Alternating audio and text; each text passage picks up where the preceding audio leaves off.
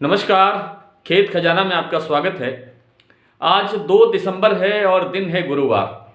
सरसों पर चर्चा शुरू करने से पहले आपसे विनम्र निवेदन कि आप इस चैनल को सब्सक्राइब कर लीजिए और बेल आइकॉन की घंटी जरूर दबाइए ताकि जैसे ही वीडियो अपलोड हो सबसे पहले आपके मोबाइल पर मिले। जैसा कि पिछले 2-3 दिन से मैं आपके माध्यम से, इस चैनल के माध्यम से आप सबसे प्रार्थना कर रहा हूँ, निवेदन कर रहा हूँ कि सरसों में रिकवरी निश्चित रूप से होगी। टाइम लग सकता है और वो सरसों 2 दिन से लगातार रिकवरी की तरफ है। कल सरसों ने यानी 1 तारीख को सरसों ने करीब करीब 150 रुपये की रिकवरी करी और आज भी अगर सलोनी प्लांट्स की बात करें तो 150 रुपये की रिकवरी आज सलोनी प्लांट्स के रेट्स में हुई है। हालांकि भरतपुर का जो बाजार है वो फिर 125 रुपये 128 रुपये के आसपास तेजी के साथ खुला है। जयपुर का बाजार 75 रुपये तेज खुला है और जो देश भर की अन्य मंडियां हैं जहां पर सरसों की आवक होती है उन मंडियों में भी कल की तुलना में आज 20 रुपये से लेकर के 60-70 रुपये तक का सुधार देखने को मिला है।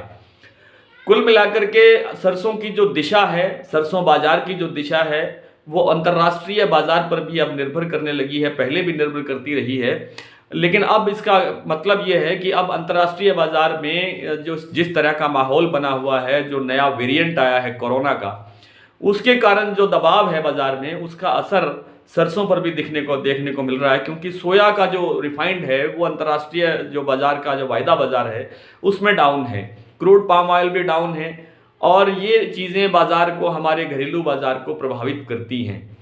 लेकिन हमारे बाजार में, हमारे देश में सरसों की उपलब्धता बहुत कम रह गई है।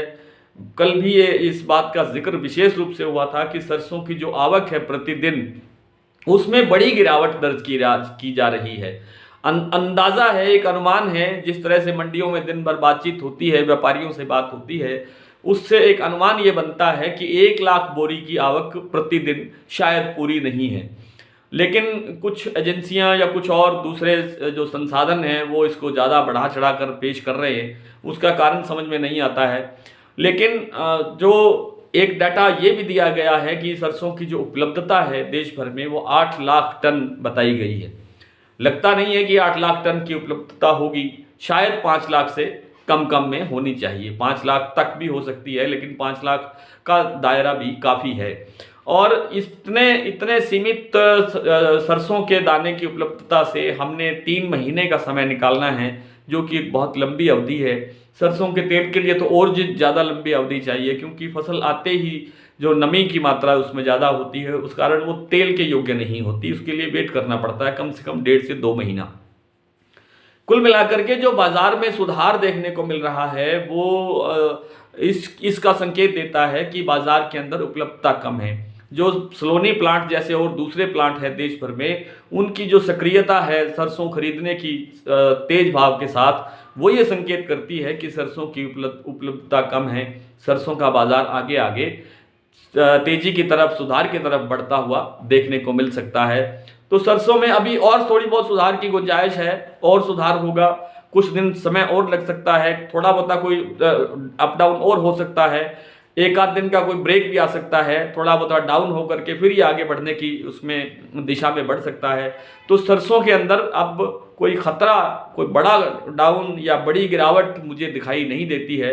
थोड़ी बहुत हल्का फुल्का गिरावट के साथ फिर ये 150 रुपये तेजी की तरफ बढ़ते हुए, प्रतिदिन ऐसे थोड़ा थोड़ा बढ़ते हुए एक अच्छे लेवल पर वापसी आ सकती है। बात कर लेते हैं कॉटन की। तो कॉटन पर देखिए अंतर्राष्ट्रीय दबाव है, जैसा कि अभी सरसों के बारे में भी हुआ।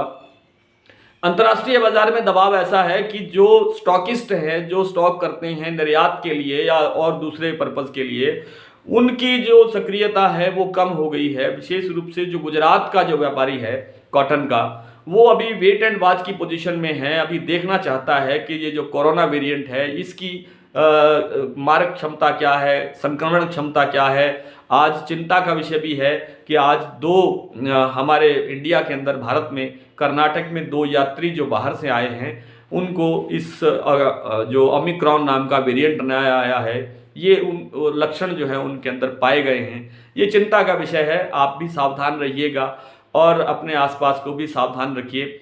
मास्क वाला जो फार्मूला है उसको हमेशा के लिए लागू रखिए।